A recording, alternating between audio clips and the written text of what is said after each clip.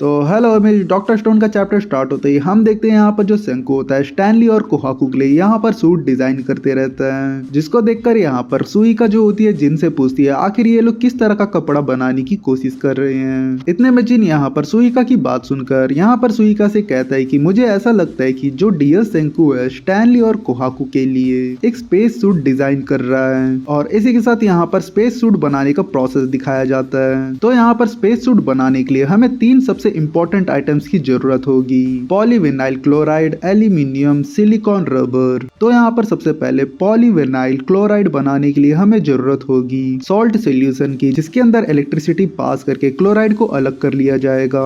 दूसरी तरफ पेट्रोलियम या क्रूड ऑयल कह सकते हो, उसे हीट करके वहां से नेफ्ता निकाल लिया जाएगा। अब हमारे हाथ में क्लोराइड और नेफ्ता है, दोनों को मिलाकर हम यहाँ पर बना सकते हैं पॉलीविनाइल क्लोराइड को।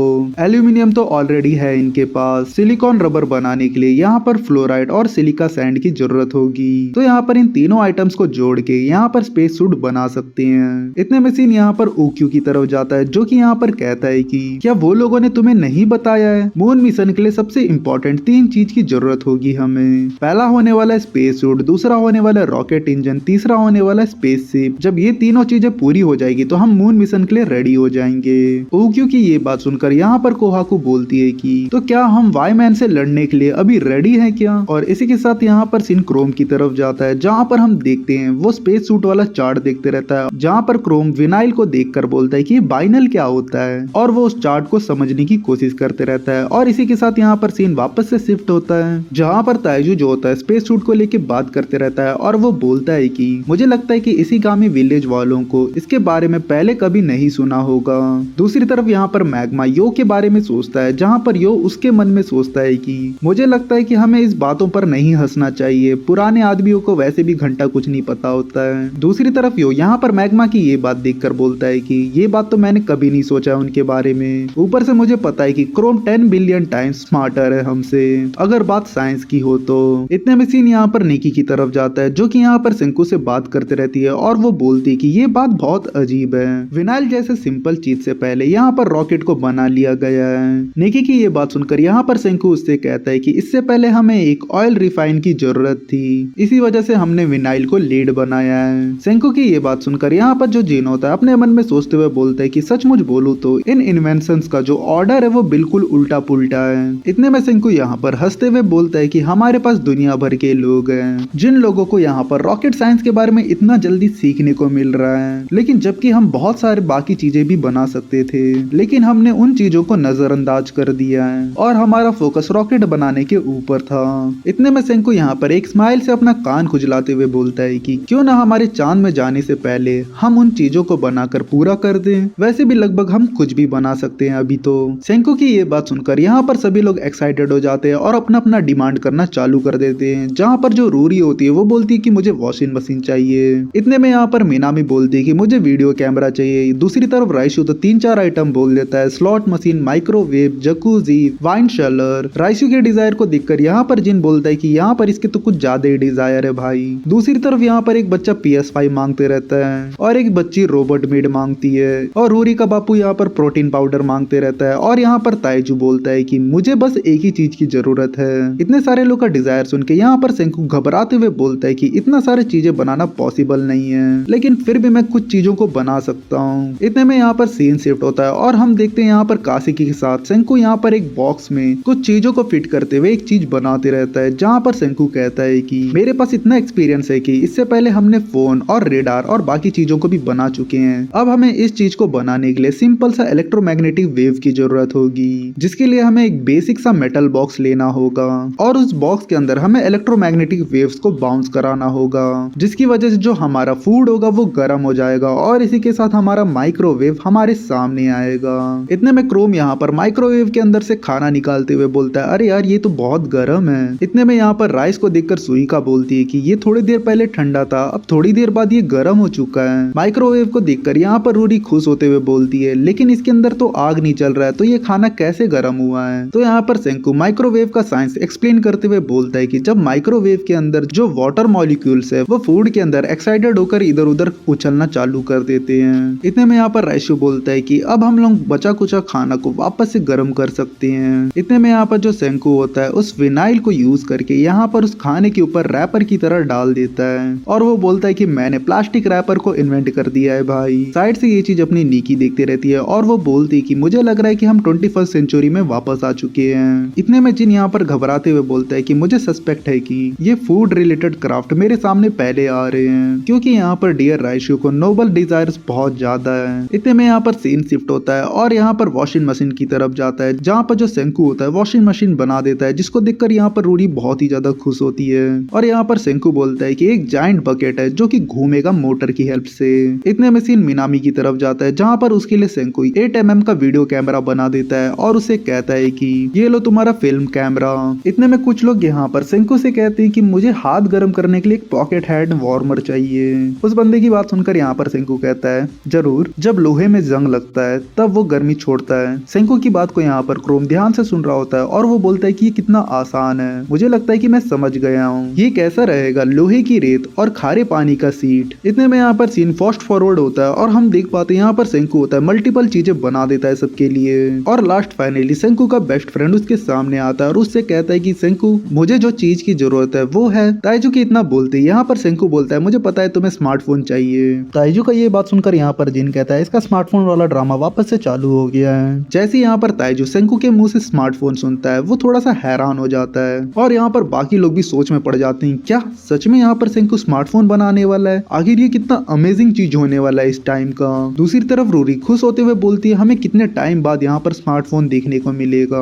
इतने में सेंकू स्माइल करते हुए बोलता है कि हमारे स्मार्टफोन का टच स्क्रीन बनाने के लिए हमें जरूरत होगी लिक्विड क्रिस्टल की। लिक्विड क्रिस्टल का नाम सुन के यहाँ पर चेल्सी थोड़ी सी हैरान होते हुए बोलती है आखिर ये क्या होता है। दूसरी तरफ जिन शॉक होते हुए सोचता है कि भाई इसको अब कहाँ ढूंढना पड़ेगा हमें। इन दोनों की बातें सुनकर यहाँ पर सेंकू थोड़ा सा हंसते हुए बोलता है एक्चुअली तुम जैसा लिक्विड क्रिस्टल को सोच रहे हो वैसा नहीं है, वो नेचुरली लिक्विड फॉर्म में आता है। तुम लोगों को लगता होगा क्रिस्टल सिर्फ सॉलिड फॉर्म में आता होगा, लेकिन मैं जिस क्रिस्टल की बात कर रहा हूँ वो लिक्विड फॉर्म में भी आता है, वो बिल्कुल एक लिक्विड की तरह एक्ट करता है। ये सोचने में कितना अजीब है ना, कोई मटेरियल सॉलिड और लिक्विड दोनों स्टेट में हो सकता है और ऐसी चीज को हम बोलते हैं लिक्विड क्रिस्टल। इतने में सीन शिफ्ट होता है और हम देखते हैं यहाँ पर जो सेंकू होता है लिक्विड क्रिस्टल बनाते रहता है और वो कहता है कि यहाँ पर इसको बनाने के बहुत सारे तरीके हैं, उनमें से हम एक यूज करने वाले हैं जहाँ पर हमें एन ब्यूटेनाइल अनिलीन को बनाने के लिए अनिलीन की जरूरत होगी और टोलिनियम को बनाने के लिए हमें पेट्रोलियम की जरूरत होगी। देखो भाई यहाँ पर ये लोग शॉर्टकट में लिपटा दिए, लेकिन मैं फिर भी थोड़ा बहुत एक्सप्लेन करने के लिए थोड़ा डिटेल में जाऊंगा ताकि तुम लोगों को बातें थोड़ा ठीक से समझ में आए। जहाँ पर जो एनिलीन है उसको एन ब्यूटेनॉल के साथ रिएक्ट किया जाता है, वो भी हाई टेम्परेचर में। जैसे उसका कंडेंसेशन होता है वहां से हमें मिलता है एन ब्यूटाइल अनिलीन। अब हमें टोलिनियम चाहिए रहेगा, टोलिनियम हमें बेसिकली पेट्रोलियम से मिलता है। पेट्रोलियम में एक तरह का क्रूड ऑयल का फॉर्म होता है, तो यहाँ पर हमें टोलिनियम बनाने के लिए यहाँ पर हमें पेट्रोलियम को एक परफेक्ट टेम्परेचर तक की हीट की जरूरत होगी जिससे हमें टोलिनियम को वेपराइज करके निकाल सकते हैं क्रूड ऑयल से, और इस तरह के प्रोसेस को रिफाइनिंग ही बोलते हैं। और जैसे ही हमारे हाथ में ब्यूटेनाइल अनिलीन और टोलिनियम आ जाएगा, इन दोनों को मिक्स करते ही हमारे हाथ में आएगा क्रिस्टल लिक्विड। इतने में सेंकू का ये प्रोसेस देख के यहाँ पर जिन बोलता है कि ये बिल्कुल भी इजी नहीं लग रहा है तुम जैसे बोल रहे थे।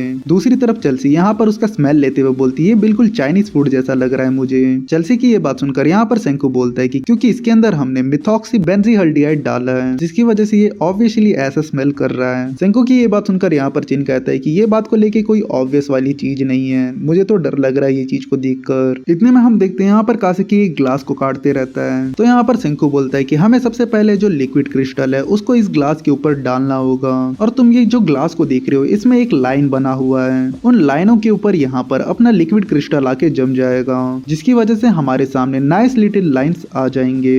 इसी तरीके से हमें दूसरी ग्लास की भी जरूरत होगी, उसके साथ भी सेम प्रोसेस होगा और हमें इन दोनों ग्लासों को जोड़ना होगा। इसके लिए हमें सबसे पहले ऊपर वाला ग्लास होगा वो वर्टिकली सीधा होगा और जो नीचे वाला जो ग्लास का लाइन होगा वो हॉरिजॉन्टली अरेंज होगा। फिर हमें इन दोनों ग्लासों को एक साथ जोड़ना होगा जो कि बिल्कुल एक छोटे छोटे टनल्स के जैसा होगा।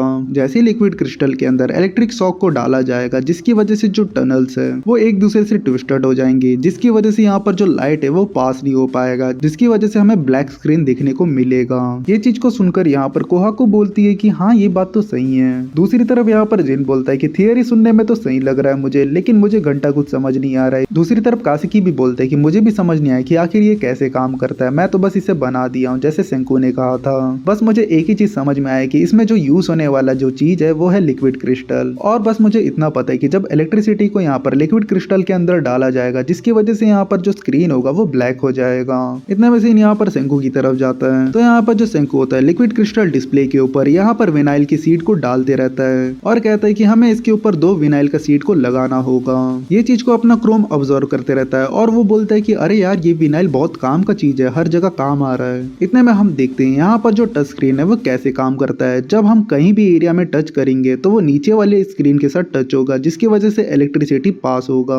जैसे इलेक्ट्रिसिटी पास होगा तो हमें स्क्रीन में देखने को मिलेगा अपना डिस्प्ले। और इसी के साथ सेंकू कहता है कि हमारा liquid crystal touch screen display बन चुका है और इसी के साथ हमने बना लिया है अपना स्मार्टफोन। यहाँ पर जो ताइजू होता है स्मार्टफोन पकड़ के बहुत ही ज्यादा खुश होते हुए बोलता है कि मैं बिलीव नहीं कर सकता हूँ कि मेरे हाथ में एक सचमुच का स्मार्टफोन है। दूसरी तरफ ये चीज देखकर यहाँ पर यो हैरान होते हुए बोलता है कि अरे यार इसके हाथ में तो एक सचमुच में स्मार्टफोन है, वो भी छोटा सा। लेकिन इतने में हम यहाँ पर स्मार्टफोन का एक्चुअल साइज देख पाते जो कि बहुत ही बड़ा होता है और यहाँ पर बाकी लोग घबरा जाते, बोलते कि अरे यार ये तो बहुत बड़ा है। तो यहाँ पर जो साई होता है वो बोलता है कि भले ही इसका जो डिस्प्ले है वो छोटा सा है, लेकिन जो इसका कोर बॉडी है वो बहुत बड़ा है कंप्यूटर के जितना, जिसके अंदर सीपीयू जीपीयू इसका बाकी चीजें लोडेड है। इतने में सेंकू ताइजू को बोलता है कि अब चलो तुम एंजॉय करो अपने 40 kg स्मार्टफोन को।